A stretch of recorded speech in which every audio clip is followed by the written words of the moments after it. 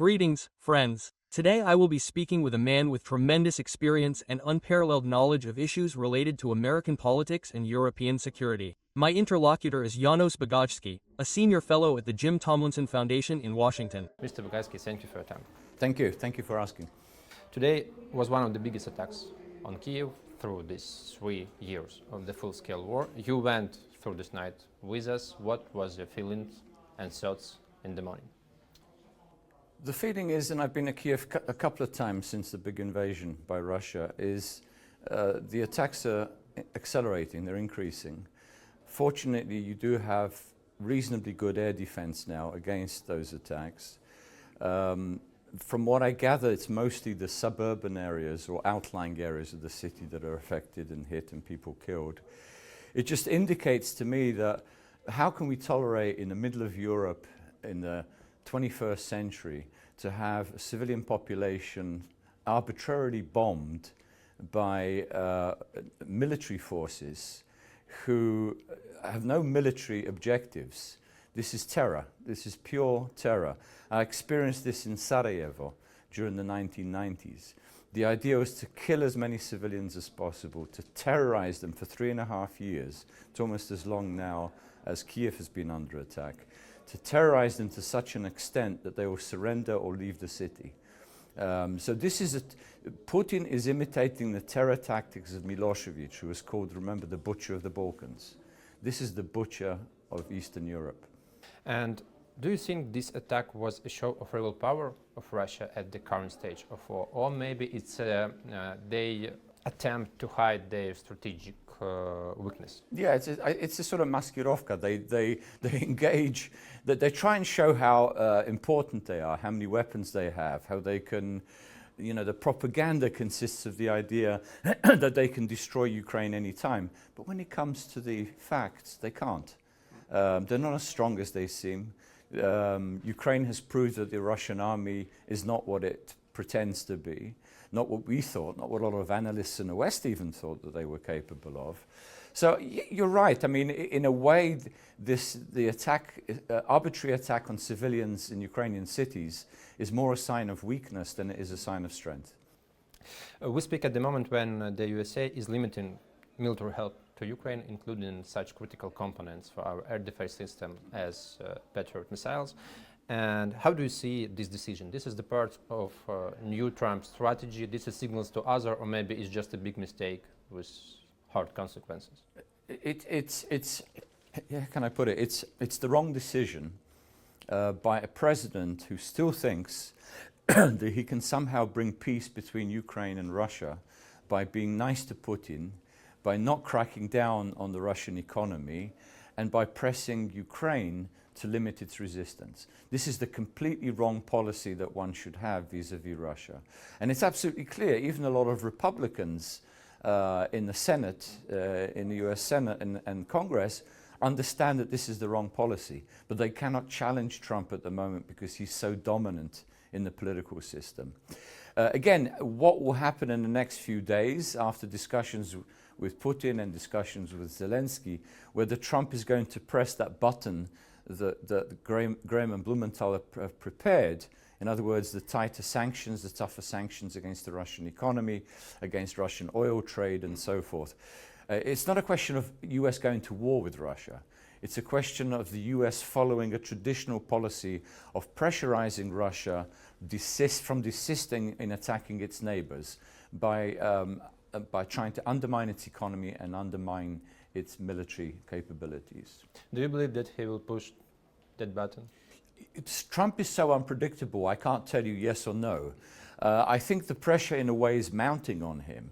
Every time he talks to Putin, he then expresses even more frustration. Like with this recent talk, that it looks like Putin wants war. Well, if Putin wants war, then you've got to prevent him. And the only way to prevent somebody wanting war is to prevent them from being capable to conduct a war. Mm-hmm. Many people in Ukraine believe that Trump policy in this war is pro-Russia, that he helps Russia in this war, in fact. Do you agree with that? Well, ultimately, you could say yes. I don't think Trump himself is somehow a big fan of Russia. Trump operates on two principles. He supports strong leaders in big states and he's like Putin, like Xi, and he supports rich leaders in rich states such as the Saudis or the Gulf states, which are not big, but they're rich. This is a guy who supports strength and resources, strength and money. So the important thing here, I've always talked about this with Ukrainians, is to show that you're strong, that you're winning, not that you're losing, that you're the victim. Trump does not respect victims. Trump respects victors. In other words, show him you've destroyed the Black Sea Fleet. Russian air power is ineffective over Ukraine. You've eliminated a lot of the elite forces of the Russian army. You've killed or incapacitated over 1 million Russian soldiers. You've destroyed a lot of the energy and military infrastructure within Russia itself, including its part of its strategic air fleet. So all the things that Ukraine has been successful at, that has to be shown to Trump to show, yes, we can win, Mr. President. We're not weak, we're not the victim here. Russia is not as strong as you think. Once Trump begins to think that Russia is not as strong as Putin has led him to believe, I think his opinion will start to change. In your book, Failed State, you talk about future collapse of Russia. Why do you think that will happen? Yeah, it's not the possible collapse, but as you said, it's the future collapse. Many factors, many variables, starting with the economy. The Russian economy has managed to continue the war over the past few years because of the reserves they built up, the sovereign wealth fund, because of the revenues they're still getting for oil sales. Not so much in Europe, but elsewhere. Basically, diverting the civilian economy towards a war economy. That's how Russia's kept this war going. In all those three areas, Russia is declining. In other words, the sovereign wealth fund should be depleted by the end of the year, or early next year. And that's, we're talking about tens of billions of dollars. The oil earnings are going down. Their capabilities of producing more oil in the future are also declining because they don't have the investment of the technology from the West. Third factor is if these increasing sanctions come into play against the shadow fleet, against third-party sanctions busting, and the price of oil starts to fall again, which I think it more likely will. We thought it would rise because of the Iran-Israeli war, but it's actually stabilized and may be going down. All these factors will affect Russia quite seriously economically. If they don't have the resources to feed the war, they won't be able to produce the material or pay the manpower to fight in the war. So you think that Russia is currently in a scenario of collapse. Do you think that something can prevent this scenario? The Putin regime cannot prevent it, they can prolong it. They can divert attention from it. For instance, one scenario is they could make an attack, stage an attack on a Baltic Republic in order to show that Russia, as you said, Maskirovka, that Russia's still strong, that it can do things against NATO, maybe even to test Trump, to test NATO, although I don't think they're going to be too successful. Or they can, and this is a danger within Russia, they can try to mobilize a Ruski nationalism. And we're already beginning to see this against immigrants in Russia. Russia has a huge immigrant population, particularly from Central Asia.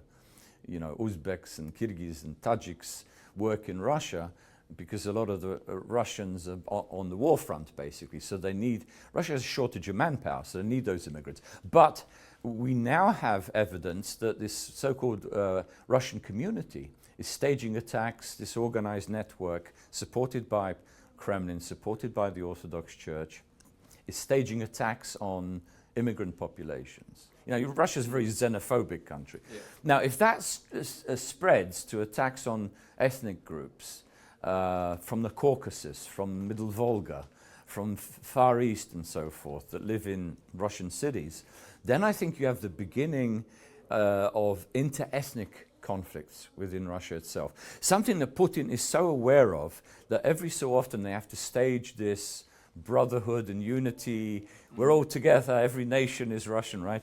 But that hides, I think, much more than, that reveals actually much more than they're trying to hide. In other words, that all is not well within Russia in terms of ethnic relations. One last point, Putin and others have said at different times there are dozens, if not hundreds, of potential ethnic conflicts in Russia that we have to try and contain, because if they explode, this country could dissolve.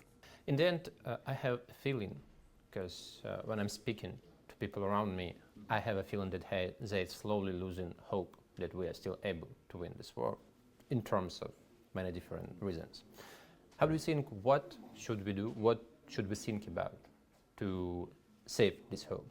Because we desperately need it. I can understand that completely, because this war should have been won a couple of years ago. In other words, I'm not blaming Ukraine, I'm blaming the West. And I'm particularly blaming the Biden administration, even before the Trump administration, with this drip, drip, drip of weapons supplies, enough to keep Ukraine going, but not enough to defeat Russia. And that was a huge strategic mistake. What should have happened is, right at the beginning, Biden should have mobilized as much war resources as possible for the Ukrainian military, Ukrainian forces to fully defeat and expel the Russian army from all Ukrainian territory. We're now at a stage where the Trump administration is trying to forge some sort of ceasefire. And again, this must be a bit demoralizing for a lot of the military that have been fighting and dying to keep Ukraine intact, to keep the country together, that there could be any possibility of a deal where Ukrainian territory could be surrendered to the enemy. Why? You know, your neighbor breaks into your house and you allow him to keep some of it. It's, you know, that shouldn't be happening. So I can imagine that demoralization. My message would be, there is a turning point coming, I believe, in the next few months, in which, as I've already mentioned, Russia is weakening, European and Ukrainian military capacity is beginning to grow. American policy under Trump can change overnight. You know, we tend to assume that Trump, as I mentioned earlier, Trump is pro-Putin.